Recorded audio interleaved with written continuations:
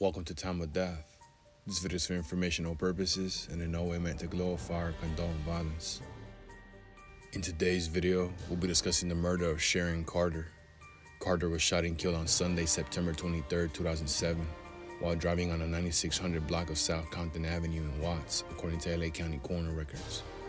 Stephen Mark Picard was subsequently arrested and charged with the murder. The following is the evidence at trial. In 2007, victim Sharon and her two sons, 5-year-old Amir and 14-year-old Marquise, lived in an apartment. Defendant, who started dating Sharon in 2006, frequently stayed there. Sharon's stepfather, Broom, is a minister. In August 2007, defendant spoke to Broom about some text messages that Sharon sent to a young man that she had become interested in. Broom advised defendant that Sharon had found another person and she was moving on with her life, and that he should move on with his life. Defendant didn't want their relationship to end. A typed letter dated August 27, 2007, bearing defendant's name and return address and directed to Sharon's employer, states that she was having an affair with a coworker named Patrick. The same letter states that Sharon was several weeks pregnant. On Sunday, September 23, 2007, when Amir got up, victim Sharon and defendant were in bed. Later that day, Sharon took her sons to a service at Broom's church. Defendant and his son Jordan also attended and sat with them.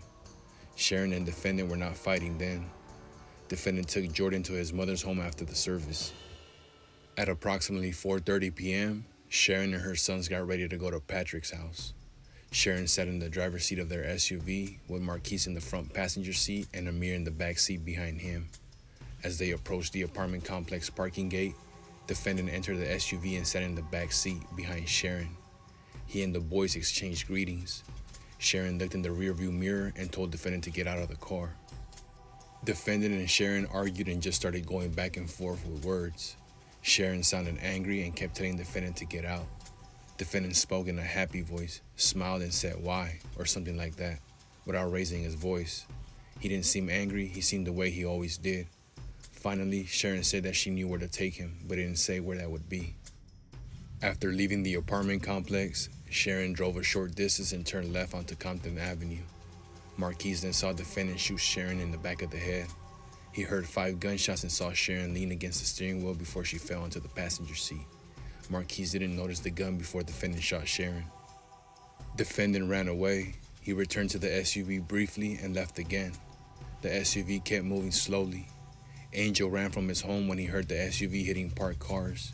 He helped Marquise stop the SUV. Later that night, after 7 or 8 p.m., defendant took 2 McDonald's kids meals to Jordan. Jordan's mother, Batiste, didn't notice anything unusual about defendant that evening. Defendant also visited 2 of his other children at their mother's home that evening. The next morning, defendant told Batiste that he killed Sharon because she was trying to set him up, and he felt like his life was in danger. Defendant turned himself in at the police station on September 24, 2007. Detectives later found a live unfired .25 caliber cartridge, casings, and live rounds in his car. They found a .25 caliber casing and a fragment of a bullet in Sharon's SUV. Sharon died as a result of multiple gunshot wounds to the head. A wound in the center of her forehead was caused by a shot fired from within an inch away. 2 other wounds, one in her right temple and another immediately behind it, were caused by shots fired from a distance of 1 inch to 3 feet away. A 4th wound in the back of her head was fired from an indeterminate range. The fetus in Sharon's uterus died due to maternal death. Following the trial, Stephen Mark Picard was convicted of the first-degree murder of Sharon Carter and second-degree murder of her fetus. The jury found true of the gun allegations. The court sentenced defendant to a prison term of life without parole plus 65 years. Sharon Carter was 31 years old at the time of death.